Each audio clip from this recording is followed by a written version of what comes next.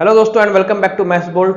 मैं हूं आनंद पांडे और मैं स्वागत करता हूं हमेशा की तरह आप सबका मैथ्स बोल्ट पे। ठीक है दोस्तों, जैसा कि आप सबको पता है कि मेरे चैनल पे एमपी पटवारी के एनालिसिस का हम डेली हमारा शेड्यूल चल रहा है। जो भी सवाल मैथ्स के पूछे जा रहे हैं एमपी पटवारी में, हम उसे डेली डिस्कस करते हैं, उसका एनालिसिस करते हैं और साथ ही साथ उसका डिटेल्ड सॉल्यूशन भी देखते हैं। और हम ऐसी अप्रोच रखते हैं कि उसको हम अच्छे तरीके से कम समय में सॉल्व कर सकें। ठीक है, तो मुझे ढेर सारा प्यार देने के लिए बहुत बहुत शुक्रिया। जिन भी बच्चों का आने वाली शिफ्ट में एग्जाम है, तो ये जो सेशन चल रहा है उनके लिए बहुत ही कारगर है। तो अगर आप पहली बार मेरे चैनल पे आए हैं, विजिट किए हैं, तो चैनल को सबसे पहले सब्सक्राइब कर लीजिएगा और बेल आइकन जरूर प्रेस कर लीजिएगा ताकि आने वाले वीडियोस की नोटिफिकेशंस आपको मिलती रहे। अब बिना कोई वक्त जाए किए हुए हम अपना सवाल स्टार्ट करते हैं। जैसा कि आप मेरे पीछे देख सकते हैं, ये एमपी पटवारी में पूछा हुआ सवाल है। ठीक है ना, आप अगर इस चीज को नोट करेंगे, देखिए 1/3 3 बार लिखा हुआ है, 1/4 भी 3 बार लिखा है, 1/5 भी 3 बार लिखा हुआ है। ठीक है ना, प्रोडक्ट के रूप में, फिर -3 टाइम्स ऑफ इन तीनों का। उसी तरीके से यहाँ 1/3 दो बार है, 1/4 दो बार है, 1/5 दो बार है और ब्रैकेट में आपका इस तरह से लिखा है। ठीक, ये सवाल देखने में बहुत ही डेंजरस लग रहा है लेकिन है बहुत ही सीधा साधारण सा सिंपल सा सवाल। देखिए कैसे करना है। 1/3 अगर करेंगे, अगर मैं इसको मान लेता हूं ए, 1/4 को हम मान लेते हैं बी और 1/5 को हम मान लेते हैं सी। ठीक है, तो आप अगर इस चीज को अगर ब्रेक करेंगे तो आप देखेंगे कि हम इसे लिख सकते हैं A cube plus B cube plus C cube. ठीक है, और माइनस का क्या लिख सकते हैं, 3 times of a b c. ठीक, उसी तरीके से बाई नीचे करके क्या लिख सकते हैं, A square plus B square plus C square minus का। अब माइनस में ब्रैकेट के अंदर में ओपन कर देता हूं तो माइनस अभी मल्टीप्लाई हो जाएगा, तो क्या हो जाएगा, माइनस ए बी माइनस का बी सी और माइनस का सी ए। ठीक है, आई होप आपको देख के समझ में आ रहा होगा। बिल्कुल आसान सा, कोई दिक्कत की बात नहीं है। अब ये जो दोस्तों लिखा है ये आपका एक आइडेंटिटी है, ठीक ना, एक फॉर्मूला है। फॉर्मूला क्या है मैं आपको बता देता हूं, मैं इसका आंसर मैं डायरेक्टली यहां पे बताऊंगा। ठीक है, फॉर्मूला होता है बच्चों A cube plus B cube plus C cube minus का 3abc। ठीक है, जैसा कि आप देख रहे होंगे कि न्यूमरेटर में लिखा हुआ है, ये डायरेक्टली किसके बराबर होता है, a plus B plus C into A square plus B square plus C square minus A B minus B c और माइनस का सी ए। ठीक है, जिन भी बच्चों को यह फॉर्मूला नहीं पता है तो इसको प्लीज नोट कर लीजिएगा, क्योंकि A cube plus B cube plus C cube minus 3abc में किसी ना किसी प्रकार से क्वेश्चंस को घुमा करके सवाल पूछा ही जाता है। ठीक है, तो ये बेहद इंपॉर्टेंट फॉर्मूला है, इसको नोट कर लीजिएगा। ठीक, अब जैसा कि आप देख रहे होंगे कि a plus B plus C into ये है, ठीक है ना, तो डिनोमिनेटर में भी A square plus B square plus C square minus A B minus B C minus C है, और ये ऊपर न्यूमरेटर में भी आपका क्या कहते हैं, A square plus B square plus C square minus A B minus B C minus C है। ठीक है, तो अगर मैं इसको लिखना चाहूंगा, मैं आपको समझाने के लिए मैं पूरा ही लिख दे रहा हूं, तो ये हो सकता है a plus B plus C into A square plus B square plus C square minus A B minus B C minus C A. ठीक है, divided by A square plus B square plus C square minus A B minus B C minus का C A. ठीक है, समझ में आ रहा है। आप देख पा रहे होंगे कि ये दोनों के दोनों आपके हो जा रहे हैं कैंसिल, मतलब आपके पास सीधे जो रिजल्ट आ रहा है वो क्या आ रहा है, वो रिजल्ट जो आ रहा है आपके पास क्या है, a प्लस बी प्लस सी। ठीक है, ए बी सी हमने जो माना था उसको रख देते हैं, 1/3 1/4 और 1/5, इन तीनों का एलसीएम आ जाएगा 60। ये कितना हो जाएगा, 3 का 20 बार में, 4 का 15 बार में और 5 का आ जाएगा 12 बार में। ठीक है, इसको ऐड करेंगे कितना हो जाएगा, 47/60, जो कि है आपका फाइनल आंसर। ठीक है, तो सवाल में बच्चों दम नहीं था, अगर आपको ये चीज पता है। ठीक है, मैं फिर बोल रहा हूं, इसको आप नोट कर लीजिएगा। ठीक है, आगामी शिफ्ट में किसी ना किसी रूप में इस तरह से सवाल पूछ सकता है। ठीक, तो आपका ये रहा सॉल्यूशन। ठीक है, कैसा लगा बच्चों सवाल, एक बार कमेंट सेक्शन में जरूर मेंशन करिएगा। अब हम बढ़ते हैं अगले सवाल के ऊपर, देखते हैं एमपी पटवारी में अगला कौन सा सवाल है।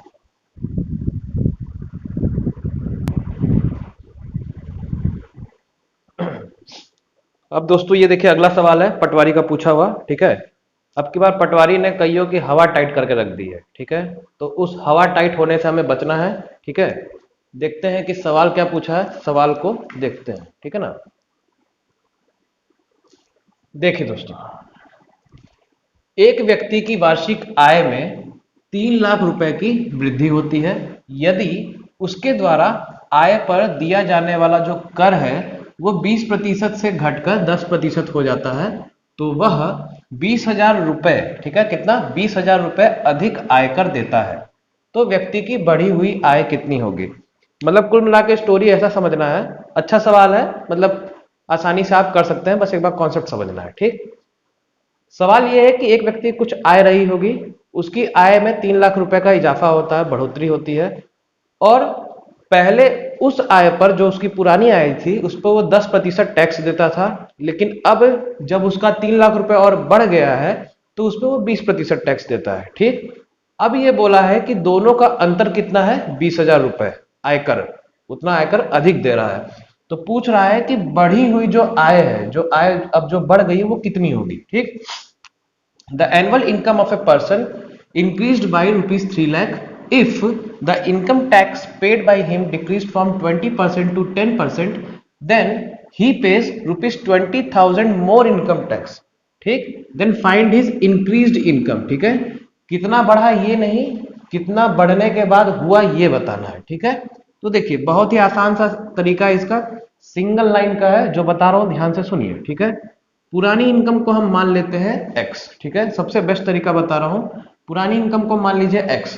पुरानी इनकम में कितना बोल रहा है? 10% का, 20 नहीं, पुरानी इनकम में कितना बोल रहा है? 20%। ठीक है, तो पुरानी इनकम पे कितना टैक्स लग रहा है? 20% का।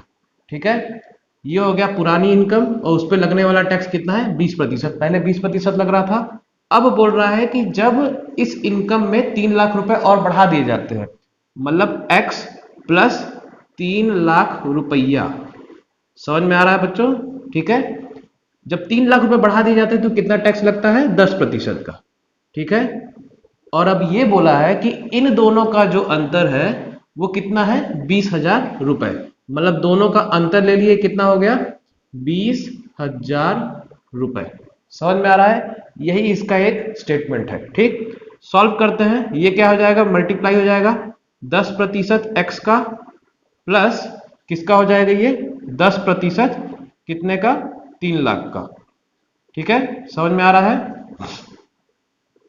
ठीक, माइनस 20% एक्स का बराबर हो गया 20,000। ठीक है, अब देखिए इसको सॉल्व करेंगे 10%, तो ये अपना सॉल्व होके 10/100 हो जाएगा। ठीक है, मतलब 0 से 0 कटा, मतलब यहाँ पे एक सिंगल 0 कट जाएगा। ठीक है, तो कुल मिला के कितना हो गया? ये 30,000 रुपए। ठीक है, 30,000। क्लियर? और 10% एक्स माइनस 20% एक्स कितना हो गया? माइनस का 10% एक्स। ठीक है, ये 20,000 है, 20,000 माइनस का ये कितना वहां जाएगा? 30,000। ठीक है, 30,000, दोनों का अंतर ले लेंगे, कितना आ जाएगा? माइनस का 10,000। ठीक है, कितना हो जाएगा? माइनस का 10,000। ठीक है, ये भी माइनस है, वो भी माइनस है, दोनों कट जाएगा माइनस। ठीक है, तो मतलब अगर x निकालेंगे, ये 1/10 आएगा, तो 10 जाके वहां पे मल्टीप्लाई हो जाएगा, तो सीधे सीधे कितना आंसर आएगा? 1 2 3 4 जीरो था, एक और जीरो बढ़ जाएगा, मतलब 5 जीरो। समझ में आया? मतलब x का मान बच्चों कितना आ गया? 1 लाख रुपए। ये क्या है? आपकी पुरानी तनख्वाह, यानी कि पुरानी इनकम, पुरानी इनकम। ठीक है, अब ये पूछा है कि इसी इनकम पे 3 लाख रुपए और बढ़ा दिया जा रहा है, तो नया इनकम क्या होगा? तो नई इनकम क्या हो जाएगी? नई इनकम क्या हो जाएगी? 1 लाख पहले था, ठीक है, प्लस 3 लाख और कर दे रहे हैं, तो कुल मिला के कितना हो गया? 4 लाख, मतलब कि 400 और फिर 000, इतना रुपए हो गया आंसर। समझ में आया? ठीक है, फिर से बता रहा हूं, पुरानी इनकम मान लिए हम x, उस पे लगने वाला कर था 20%, फिर इनकम पे 3 लाख रुपए और बढ़ा दिया गया, तो उस पे लगने वाला कर कितना हो गया? 10%। दोनों का अंतर कितना दिया है? 20,000 रुपए। अब उसको आप सॉल्व करेंगे तो आपके पास x का मान कितना आ रहा है? 1 लाख रुपए। ठीक है ना, परसेंटेज का कॉन्सेप्ट इसमें यूज है, तो आई होप आपको चीजें समझ में आ गई होंगी। ठीक है, आपको ये बताना है कि बढ़ी हुई इनकम कितनी है, अंतर नहीं बताना। ठीक है ना, सवाल की भाषा को समझना है। तो ये सवाल दोस्तों दूसरा सवाल था, कैसा लगा आपको? कमेंट सेक्शन में एक बार जरूर मेंशन करिएगा। ठीक है, पटवारी का बेहद अच्छा सवाल है ये। ठीक है, क्या पता अगले शिफ्ट में आपसे पूछ दिया जाए। बढ़ते हैं अगले सवाल की तरफ। अगला सवाल देखते हैं दोस्तों, ठीक है ना। ये आपका करनी सूचकांक का सवाल है, ठीक, सर्च इंडिसेस का, ठीक है ना। देखिए, यदि x की power a square by x की पावर b स्क्वायर बराबर x की पावर 18 और a प्लस बी बराबर 3 है, तो a माइनस बी का वैल्यू ज्ञात करें, ठीक है ना। कोई दिक्कत की बात नहीं है, देखो सिंपल सी बात है, ज्यादा बड़ा सॉल्यूशन भी नहीं है इसका। x की power a square by x की पावर b स्क्वायर, ठीक है, ये आपका क्या दिया है, x की पावर 18। मुझे पता आप सब बहुत ही समझदार हैं, आपको ये पता होगा कि इसको हम क्या लिख सकते हैं। आपको ये चीज पता है कि अगर x की पावर a बाई एक्स की पावर अगर b होता है, तो इसको हम लिख सकते हैं x की पावर a माइनस बी, ठीक है। ये अपने पास एक रिजल्ट होता है, तो वही सेम चीज हम इसके लिए भी कर सकते हैं। इसको हम क्या लिख सकते हैं, x की power a square minus B square, ठीक है। ये आपके पास हो गया, और ये किसके बराबर दिया हुआ है बच्चों, x की पावर 18। अब ये जब इस तरह से आ गया, तो इसका मतलब क्या हो गया, ये दोनों आपस में बराबर हो गए, तो हम क्या लिख सकते हैं, a square minus B square बराबर 18। ये चीज आपको पता होगा कि जब बेस आपस में सेम होता है तो पावर भी आपस में बराबर हो जाता है, ठीक है, नॉर्मल सी बात है। ए स्क्वायर माइनस बी स्क्वायर को हम क्या लिख सकते हैं, ए माइनस बी इंटू ए प्लस बी, और ये क्या है 18। ए प्लस बी का मान दिया हुआ है, कितना है, इसका मान कितना दिया है, 3 दिया है, ठीक है। 3 यहां जाके कितना हो जाएगा, भाग हो जाएगा, तो इसका मतलब क्या हो जाएगा, a माइनस बी बराबर कितना हो जाएगा, 18/3, मतलब a माइनस बी का वैल्यू कितना आ गया, 6, ठीक है। इसको ऐसे कैंसिल ना करके आप ऐसे लिख सकते हैं, a माइनस बी इंटू 3, ठीक है ना। और उसके बाद a माइनस बी आ जाएगा 18/3, यानी कि 6 हो गया आंसर, ठीक है। नॉर्मल सा सवाल था, कोई दिक्कत वाली बात नहीं, ठीक है, सर्च इंडिसेस का सवाल है। बढ़ते हैं अगले सवाल की तरफ।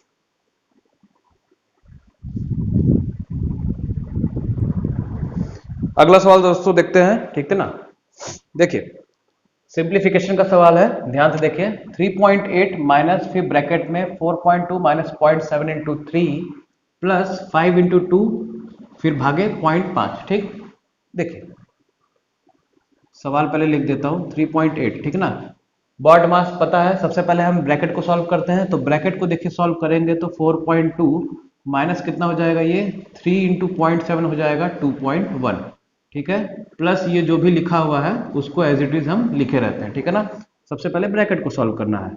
4.2 और 2.1 को हम जब माइनस करेंगे तो कितना हो जाएगा, 2.1, मतलब ये हो जाएगा माइनस का 2.1, ठीक है, प्लस 5 इंटू 2। अब भाग है तो भाग को हम क्या करते हैं, गुणा में कर देते हैं, तो इसको हम लिख सकते हैं गुणा में करने के बाद 1/0.5, ठीक है। अब ये 0.5 है तो क्या हम इसको 5/10 लिख सकते हैं, तो 10 ऊपर चला जाएगा, ठीक है। 5 से 5 कट गया तो बचा क्या, 2 इंटू 10 कितना हो गया, 20, ठीक है। ये 20 हो गया, ये 3.8 हो गया, ये 2.1 हो गया, प्लस, और ये प्लस कितना हो जाएगा, 20 प्लस 3.8 कितना हो जाएगा, 23.8, माइनस कितना हो जाएगा, 2.1, सॉल्व करेंगे हो जाएगा 21.7 हो गया आपका आंसर, ठीक है। सिंपल सा सवाल था, बॉड मास का आपको यूज करना है और बॉड मास को लेते हुए फिर सॉल्व करना है। अब देखते हैं अगला सवाल क्या है, ठीक है ना। आप देख सकते हैं दोस्तों कि किस तरह के सवाल पूछे जा रहे हैं, ठीक है। मैं जो भी अच्छे अच्छे सवाल जो पूछे जा रहे हैं, मैं उन सबको आपके लिए मैं लेकर के आ रहा हूं, ठीक है ना। तो सेशन को बिल्कुल देखना मत भूलिएगा, क्योंकि आपको इससे बहुत ही फायदा होगा, ठीक है। एक अच्छी खासी प्रैक्टिस होगी आपकी, और प्लस साथ ही साथ आप क्या कहते हैं, भीड़ से आप अलग हटके रहेंगे। आप अगर आपका स्कोर अगर मान लीजिए अगर 130 का राउंड आ रहा है, तो अगर आप सेशन को देखते रहेंगे तो आपका स्कोर जो है 140 प्लस आने के चांसेस है, ठीक है। तो इस तरह से अब बढ़ते हैं हम अगले सवाल के ऊपर।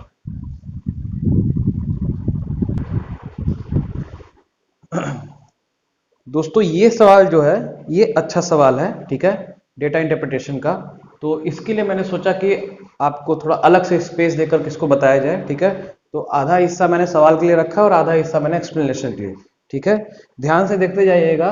और मैं एक बात और कहूंगा कि अगर आपको सवाल अगर छोटा दिख रहा होगा तो थोड़ा आप स्क्रीन को अपने जूम कर लीजिएगा, ठीक है। अब आते हैं सवाल देखते हैं, ठीक है ना।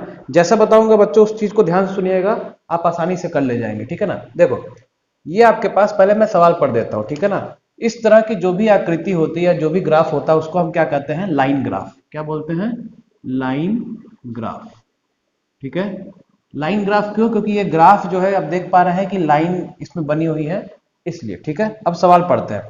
दिए गए लाइन ग्राफ में दो कंपनी, ठीक है ना, दो कंपनी मतलब क्या है, ए और बी, ये दो कंपनी है कि 5 वर्ष का लाभ प्रतिशत दिया गया है। ठीक है, 5 वर्ष देख रहे हैं, यहां देखिए, यहां साल लिखा है और यहां पे लिखा है लाभ प्रतिशत। ठीक, 5 वर्ष का आपको लाभ प्रतिशत दिया है, मतलब ये सब जो भी संख्याएं आप देख रहे हैं ये आपका लाभ प्रतिशत है। ठीक है, आप देख पा रहे होंगे कि काले कलर में जो है, ब्लैक कलर में, मतलब 15, 35, 30, 15 और 20 ये कंपनी ए है। ठीक है, और वही ब्लू कलर में जो है 20, 25, 15 और फिर ये आपका क्या है, ये भी आपका 30 है और ये 40, ये आपका क्या है, कंपनी बी है। ठीक, फिर बोला है यदि कंपनी बी का 2015 का आय, ठीक है, आय यानी कि इनकम 6.24 लाख मतलब 6.24 लाख है, तो कंपनी बी का 2015 का व्यय कितना होगा। ठीक है, अब जो मैं आपको तरीका बता रहा हूं उस चीज को ध्यान रखिएगा, आप इस तरह का सवाल कभी भी आएगा आप आसानी से कर ले जाएंगे। ठीक, सुनिए ध्यान से। ठीक है ना, आई होप आपको ये डायग्राम समझ में आ गया होगा, चार्ट में कोई दिक्कत नहीं है। मैं फिर से बोल रहा हूं, थोड़ा सा जूम करके आप देखिएगा। ठीक है, अब देखो मैं जो आपको फंडा बता रहा हूं उस चीज को ध्यान से सुनिए। ठीक है, देखिए एक चीज हमेशा याद रखिएगा, ठीक है, कि प्रॉफिट जो होता है, ठीक है ना, प्रॉफिट बराबर होता है क्या, इनकम, मैं इसको हिंदी में भी बता दूंगा, इनकम माइनस एक्सपेंडिचर। ठीक है, इनकम माइनस क्या होता है, एक्सपेंडिचर। ठीक, प्रॉफिट यानी कि क्या हो गया, मैं प्रॉफिट को लिख देता हूं पी, तो प्रॉफिट मतलब हिंदी में क्या बोलते हैं, लाभ। इनकम यानी कि क्या हो गया, आई, मतलब इसको हम बोलते हैं आय। ठीक है, और एक्सपेंडिचर मतलब ई, ये क्या होता है, व्यय। ठीक है, समझ में आ गया, मतलब लाभ बराबर क्या होता है, आय माइनस व्यय। ठीक, अब देखिए अगर मैं इसको और लिखना चाहूं, ठीक है ना, तो ये हम क्या लिख सकते हैं, इनकम बराबर क्या हो जाएगा, प्रॉफिट प्लस एक्सपेंडिचर होगा कि नहीं, मतलब आपका आय बराबर क्या होगा, लाभ प्लस व्यय, ये होगा कि नहीं। ठीक है, समझ में आ रहा है आपको। ठीक है, अब हम बढ़ते हैं अपने सवाल पर। ठीक है, तो ये दिया हुआ है कि दो कंपनी के बारे में बताया गया है कि इनका इनकम, ये प्रॉफिट परसेंट इनका दिया हुआ है, बोल रहा है कि कंपनी बी का आय इतना है तो कंपनी बी का व्यय कितना होगा। ठीक है ना, तो देखिए बोल किसके ले रहा है, कंपनी बी का 2015 के लिए बात कर रहा है। ठीक है ना, कंपनी बी मतलब नीला वाला देखना, और 2015 का, 2015 में कितना वैल्यू है, 25। ठीक, तो कंपनी बी का क्या है, व्यय कितना दिया है, 25%। समझ में आया, प्लस एक चीज हमेशा याद रखें, नहीं ये 25% आपका दिया है लाभ। ठीक है, 25% क्या दिया हुआ है बच्चों, ये दिया हुआ है लाभ। ठीक है, व्यय के लिए बात कर रहे हैं तो हमेशा एक बात याद रखे रहिएगा कि व्यय हमेशा हम 100% लेकर के चलते हैं। ठीक है, व्यय हमेशा क्या लेकर चलते हैं हम, 100%। फिर से बोल रहा हूं, व्यय हमेशा हम 100% ही मान के चलते हैं। ठीक है, मैं आपको परसेंटेज का कॉन्सेप्ट बता रहा हूं। ठीक है, तो अगर इन दोनों को जोड़ेंगे तो कितना आ जाएगा, 125%, और वो हमारा क्या हो जाएगा, इनकम। समझ में आया, मैं आपको बहुत ही आराम से इत्मीनान के साथ बता रहा हूं। ठीक, हमने क्या किया, प्रॉफिट बराबर होता है इनकम माइनस एक्सपेंडिचर, तो इसका मतलब क्या हो गया, इनकम अगर हम लेंगे एक साइड में तो बराबर हो जाएगा क्या, प्रॉफिट प्लस एक्सपेंडिचर, मतलब आय बराबर लाभ प्लस व्यय। ठीक है, लाभ आपका दिया है, सवाल में पूछा है बी का 2015 के लिए बात कर रहा है, बी मतलब नीला वाला, इसका 2015 के लिए कितना है, 25। ठीक है, और वो क्या है, आय दिया हुआ है। ठीक है ना, आय इतना दिया हुआ है, और इसका यहाँ पे क्या, प्रॉफिट परसेंट के बारे में बात किया हुआ है, प्रॉफिट परसेंट कितना दिया हुआ है, 25%, तो उसको हमें लिख दिया। व्यय हम मानते हैं 100%, तो 100% लिख दिया, दोनों को जोड़ दिया तो कितना आ गया, 125%। ठीक, अब देखिए, अब यही दिया है कि ये जो आय है कितनी है, 6.24 इतनी लाख है, मतलब 125% का मान बच्चों कितना दिया है, 6.24 लाख। ठीक है ना, 6.24 लाख। ठीक है, तो आप यहां पे बता सकते हैं कि 1% का मान कितना होगा, 6.24, और कितना हो जाएगा आपका बटे 125। समझ में आ रहा है, पूछा है कि 2015 का व्यय कितना होगा, मतलब व्यय अगर मेरे को बताना है तो मैं आपसे बताया कि व्यय हम कितना मान के चलते हैं, 100%, तो 1% को हम कर देंगे 100%। समझ में आ रहा है, तो ये कितना हो जाएगा 6.24 बटे 125 इंटू 100। ठीक है, बस इतना सा ही आपको करना था। अब इसको करते हैं सॉल्व करके देखते हैं। ठीक है, ये आपका जो है ये लाख में ही है। ठीक है ना, ये क्या है आपका लाख में।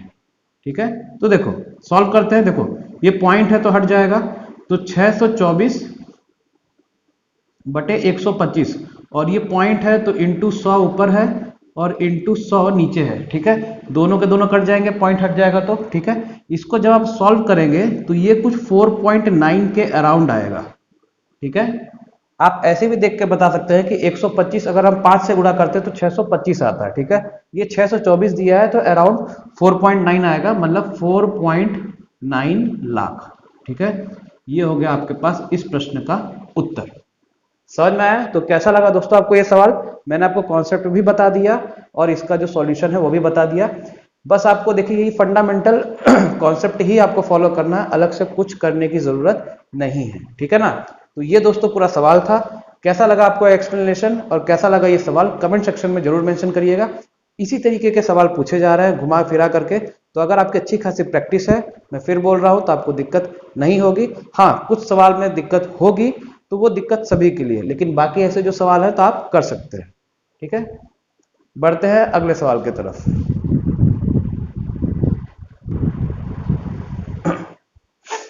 अगला सवाल दोस्तों ध्यान से देखिएगा। किसी आयत का क्षेत्रफल 150 मीटर स्क्वायर है तथा परिमाप 50 मीटर है। ठीक, तो आयत की लंबाई ज्ञात करें। The area of rectangle is 150 metre square and the perimeter is 50 metre, then find the length of the rectangle. मतलब कुल मिलाकर के आपको रेक्टेंगल का क्या बताना है? लंबाई। ठीक है, मतलब ये वाला हिस्सा। ठीक है, देखिए तो जो इंफॉर्मेशन दिया हुआ है हम उसको लिखते हैं।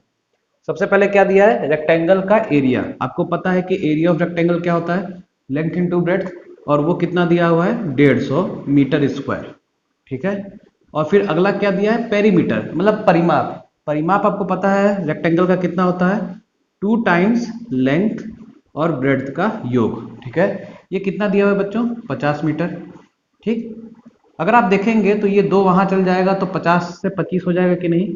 ठीक है, या मैं इसको अगले स्टेप में लिख देता हूं कि L प्लस बी बराबर कितना हो गया? 25। ये हम लिख सकते हैं। ठीक है, तो देखिए अपने पास 2 चीजें हैं, एक ये है और दूसरा ये है। आपको क्या बताना है? L। L का आपको मान बताना है लंबाई का। अब आप खुद दिमाग लगाइए कि ऐसी 2 संख्याएं क्या होंगी जिनका योग करने पे 25 आता हो और जिनका गुणा करने पर 150 आता हो। तो जाहिर सी बात है, एक कोई 5वीं क्लास का भी एक स्टूडेंट होगा तो बता सकता है। आप बोलेंगे कि लेंथ और ब्रेड्थ मान लीजिए, अगर हमारे पास अगर एक संख्या मान लीजिए मैं मान लेता हूं 15 और दूसरी संख्या मान लेता हूं 10। ठीक है, क्यों? 15 और 10 को आप जोड़ेंगे तो 25 आएगा और 15 और 10 का योग करेंगे तो 150 आएगा। और ऐसी कोई सी भी संख्या नहीं है जो इन दोनों इक्वेशन को सेटिस्फाई करती होगी। ठीक है, तो आपका आंसर जो होगा वो या तो 15 होगा या तो 10 होगा। ठीक है, हमारे पास 2 संख्याएं तो आई हैं कि 15 और 10 है, लेकिन ये तो नहीं पता है कि लंबाई कौन है चौड़ाई कौन है। ठीक है, तो या तो 15 होगा या तो 10 होगा। ठीक है, तो ऑप्शन में जो भी आपको संख्या दी रहेगी वही आपका उत्तर होगा। आपका आंसर है ये। ठीक है, या तो 15 या तो 10। ठीक है, ऑप्शन में दिया होगा तो उसमें जो भी आपको नंबर दिखा वही आपका हो गया आंसर। ठीक है, आई होप आपको चीजें समझ में आ रही होंगी, यही इसका कॉन्सेप्ट था। ठीक है, रही एक बात और, अगर आप इसमें सोचें कि जैसे मान लीजिए हमें इस तरह से नहीं समझ में आ रहा है कि क्या करना है। आपने L प्लस बी लिखा है, आपने L इंटू बी 150 लिखा है। अगर आप ऐसा करेंगे कि मान लीजिए मैंने यहाँ पे ये मुझे निकालना है L, ठीक है ना, तो मैं B को क्या करते हैं लिख सकता हूँ 25 माइनस L। मैं बस आपकी जानकारी के लिए बता रहा हूँ। ठीक है ना, B बराबर क्या हो गया? 25 माइनस L। अब इस इक्वेशन को मैं यहाँ पे रख देता हूँ, तो L इंटू 25 माइनस L बराबर 150। अब इसको सॉल्व करेंगे तो आपके पास एक क्वाड्रेटिक इक्वेशन आएगा, वो थोड़ा बड़ा हो जाएगा और टाइम टेकिंग प्रोसेस भी हो जाएगा। ठीक है, तो सबसे बेस्ट ऑप्शन जो है तरीका सॉल्व करने का वो यही है। ठीक है, आई होप आपको चीजें समझ में आई होंगी। ठीक है, बढ़ते हैं अगले सवाल के तरफ।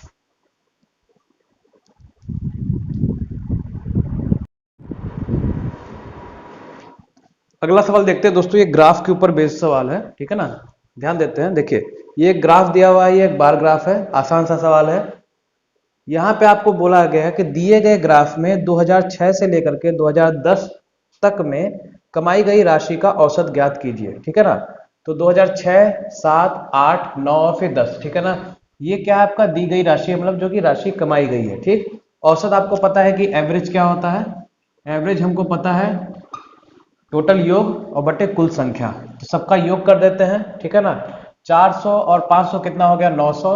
900 और 600 कितना हो गया, 1500। 1500 और इसको जोड़ देंगे तो हो जाएगा 2300। 2300 प्लस 70 यानी कि 2370। ठीक है ना। मतलब कुल सभी को योग करने पर कितना आ रहा है, 2370। और कुल कितनी संख्या है, 1 2 3 4 5। ठीक है। अगर सॉल्व करेंगे तो कितना आ जाएगा, 474। और ये हो गया आंसर। ठीक है ना। औसत बराबर क्या होता है, योग बटे कुल। तो ये हो गया आपके पास आंसर 2006 से लेकर के 2010 तक की राशि का।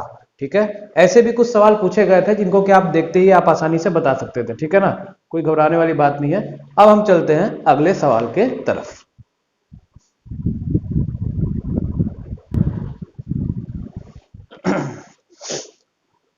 अब दोस्तों आपके पास ये अगला सवाल है। ध्यान से देखिएगा ये सवाल जो पटवारी में पूछा गया है। ठीक है ना। देखिए सवाल है दोस्तों, n बराबर दिया है 52 minus 54 plus 55 minus 57 plus 58 minus 60 plus 61 minus 63। ठीक है। और बोला है 56वें पदों का योग कितना है। ठीक। मतलब what is the sum of n बराबर इतना अप टू 56 टर्म्स। ठीक है। देखिए इस तरह के सवाल को कैसे करते हैं, देखने में बड़ा भयानक सा लग रहा होगा लेकिन ये भयानक सा है नहीं, कोई घबराने की बात नहीं है। ठीक है ना।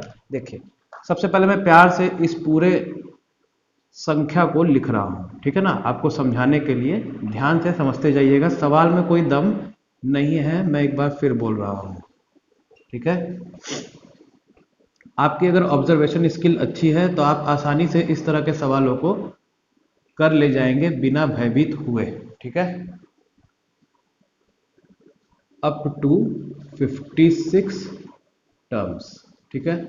सवाल आपके पास कुछ ऐसा दिया है कि ये आपके पास संख्या दी हुई है, इसका आपको योग बताना है। ठीक है। अब ध्यान से देखिएगा जो मैं बता रहा हूं। ठीक है।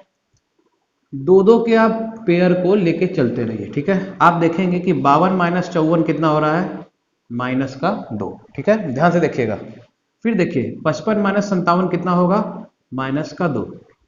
58 माइनस 60 कितना होगा, माइनस का 2। 61 माइनस 63 कितना होगा, माइनस का 2। ठीक है।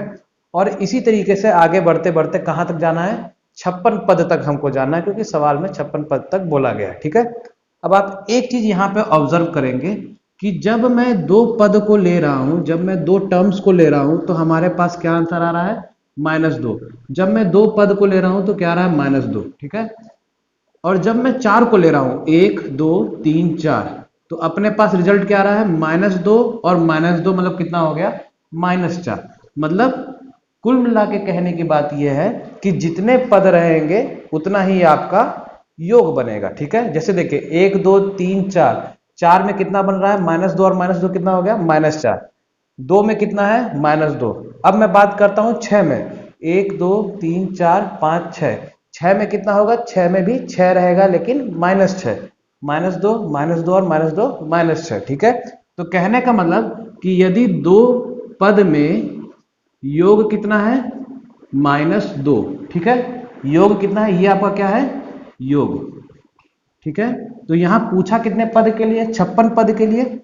56 पद के लिए कितना योग हो जाएगा, तो 2 को 56 बनाना है तो कितने से गुणा करेंगे, 28 से। तो जितना यहां गुणा करेंगे उतना ही हम यहां पे भी गुणा कर देंगे। तो -2 गुणे 28 कितना हो जाएगा, -56। जैसा कि मैंने बोला भी हुआ था, आपको ये सब खिचड़ी पकाने की जरूरत भी नहीं है। मैंने क्या बोला था, जितना पद है उतना ही योग है, बस संख्या नेगेटिव होना चाहिए। ठीक है। तो 56 पद है तो योग कितना हो गया, -56। अगर आप ये चीज नहीं भी लिखते, बस ऐसे ही देखते आप, तो आप आसानी से -56 तब भी बोल सकते थे।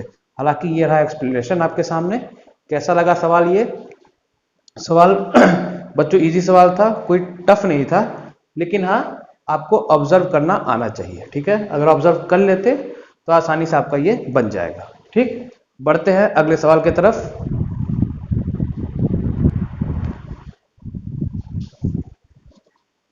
अब दोस्तों ये अगला सवाल जो है इसको थोड़ा ध्यान से देखिएगा, ठीक है ना। ये टाइम एंड वर्क का बड़ा ही बेहतरीन सा सवाल है, ठीक है। बेहतरीन इस सेंस में कि ये वो बच्चे बिल्कुल नहीं कर पाएंगे जिनको कि टाइम एंड वर्क का कॉन्सेप्ट क्लियर नहीं है, ठीक है ना। सवाल की भाषा को थोड़ा सा चेंज किया गया है लेकिन सवाल डिफिकल्ट नहीं है, ठीक। मैं फिर बोल रहा हूँ कि पेपर जो है ऐसा टफ नहीं आ रहा है, मॉडरेट लेवल का बन रहा है।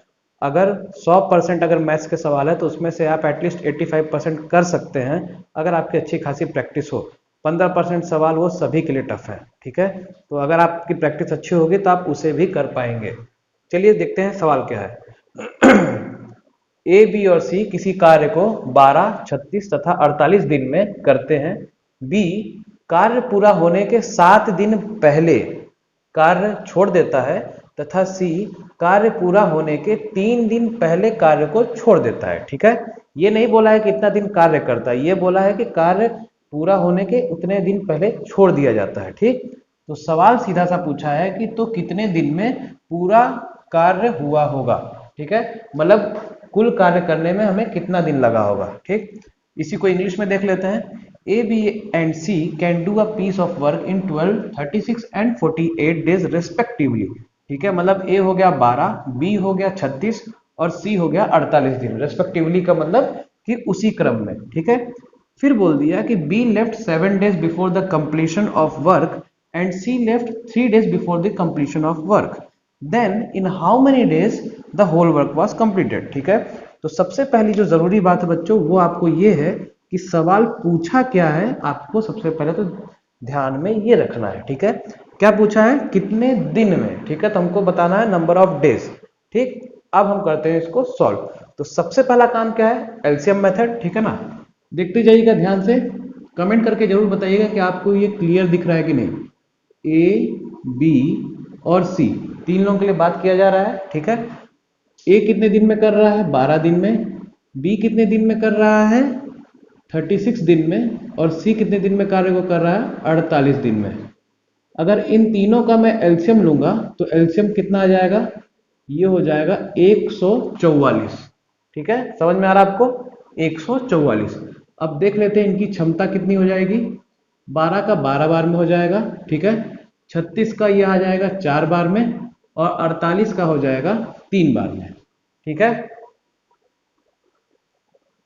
बिल्कुल समझ में आ रहा है, ठीक है। तो ये हो गई इनकी क्षमता, ये हो गया आपका एलसीएम, ठीक है। अब आपको पता है यहां पे जो भी संख्या दी होती है ये क्या होता है, कुल कार्य। ये क्या होता है बच्चों, ये होता है कुल कार्य। आप सबको ये बात पता होगी, ठीक है। ये होती है क्षमता, ठीक। अब हम आते हैं मुख्य सवाल पर। सवाल हमारा शुरू होता है यहां से, ठीक। बोला है कि बी जो है कार्य पूरा होने के 7 दिन पहले काम को छोड़ देता है और सी जो है कार्य पूरा होने के 3 दिन पहले कार्य को छोड़ देता है, ठीक है। इसको कुछ ऐसे समझिएगा कि मतलब शुरू में तो तीनों के तीनों मिलकर काम कर रहे होंगे, ठीक है। ए प्लस बी प्लस सी, शुरू में तो तीनों काम कर रहे होंगे ना, ठीक है ना। फिर उसके बाद ये बोला कि ये तीनों काम कर रहे हैं बढ़िया से, इनमें सब दोस्ती आ रही है, सब अच्छे से चल रहा है। लेकिन आगे क्या होता है कि कार्य जब समाप्त होने वाला होता है तो समापन के ठीक 7 दिन पहले, ठीक है, कौन काम छोड़ देता है, बी। तो बचे कौन, ए और सी। समझ में आया। और फिर ये बोला है कि कार्य समाप्त होने के 3 दिन पहले सी भी कार्य छोड़ देता है। अभी ए और सी बचे थे, ठीक है ना। इसको मान लीजिए ये कितने दिन है, ये यहाँ पे मान लीजिए इस पॉइंट पे कार्य समाप्ति है। तो ये ए और सी कितने दिन पहले, मतलब बी कब छोड़ दिया, 7 दिन पे, 7 दिन पे, ठीक है ना। 7 दिन कार्य को समाप्त होने में बचा है, तब बी बाबू चले गए, ठीक। फिर उसके बाद बोला है कि 3 दिन पहले सी भी छोड़ देता है। सी छोड़ देगा तो बचा कौन, ए बचा, ठीक है। तो कार्य समाप्त होने कितने दिन पहले सी ने छोड़ दिया, 3 दिन पहले छोड़ दिया, ठीक है। कहने का मतलब ए जो है कितने दिन तक काम करेगा, 3 दिन तक, ठीक है। जो बचा हुआ दिन है उसमें ए काम करेगा। 7 दिन के समाप्त होने के पहले बी ने कार्य छोड़ दिया था, तो कौन बचा, ए और सी, ठीक है। तो 3 दिन ये है, 7 दिन ये पूरा है, तो गैप कितना हो गया, ये जो गैप है, ये जो गैप है ये कितना हो गया, 4 दिन, ठीक है। समझ में आ रहा है आपको कॉन्सेप्ट, मतलब ए और सी मिलके कितने दिन तक काम करेंगे, 4 दिन तक, ठीक है। मैं फिर से समझा दे रहा हूं, ध्यान से समझिए, ठीक है। दोबारा बोल दे रहा हूं, ये मान लीजिए यहां पे हो रहा है कार्य समाप्त, ठीक है। जो बच्चे इसको पहली बार इस तरह का सवाल देख रहे हैं उनके लिए मैं फिर से बता रहा हूं। शुरू में क्या होता है कि ए बी और सी साथ में काम करते हैं, फिर बोला है कि कार्य समाप्त होने के 7 दिन पहले, ठीक है ना, कार्य समाप्त यहां पे हो रहा है, इसके 7 दिन पहले मैं मान लेता हूं यहां पे बी जो है कार्य छोड़ देता है। जब बी कार्य छोड़ दिया तो बचा क्या, ए और सी, ठीक। तो ये जो गैप हो गया ये हो गया 7 दिन का, क्लियर। फिर बोला है कि कार्य समाप्त होने के 3 दिन पहले, 3 दिन पहले क्या है, सी भी कार्य को छोड़ देता है। तो सी कार्य को छोड़ देता है तो सी हट गया तो बचा क्या, ए, ठीक है। तो ये गैप कितना है 3, ये पूरा गैप कितना है 7, तो बचा हुआ गैप कितना हो गया 4। समझ में आया कि ये 4 यहाँ पे कैसे आया। तो कहने का मतलब ए और सी कितने दिन तक काम किए, 4 दिन तक। ए कितने दिन तक काम किया, 3 दिन तक, ठीक है। आई होप आपको समझ में आ गया होगा।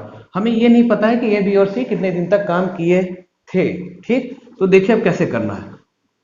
आपके पास देखिए ए है, ठीक है ना। अब देखते जाओ, मैं इसी चीज को लिख रहा हूं। ए का मुझे पता है कि 3 दिन तक काम किया है, तो ए का अगर कार्य निकालेंगे तो क्या हो जाएगा, ए की क्षमता कितनी है 12, कितने दिन तक काम किया है 3 दिन तक, तो ए का कार्य कितना हो गया 36, ठीक। ये हो गया पहला। दूसरा क्या है, ए प्लस सी।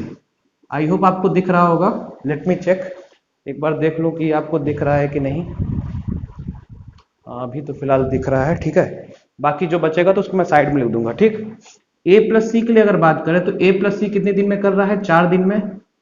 तो अगर इसके मैं कार्य के बारे में बात करूं तो कार्य बराबर क्या होता है, ए और सी का क्षमता कितना है, ए और सी, तो 12 और 3 कितना हो गया 15, और कितने दिन हो गए 4 दिन, तो 15 गुणे 4 कितना हो गया 60, ठीक है। तो इन दोनों का समझ में आ गया।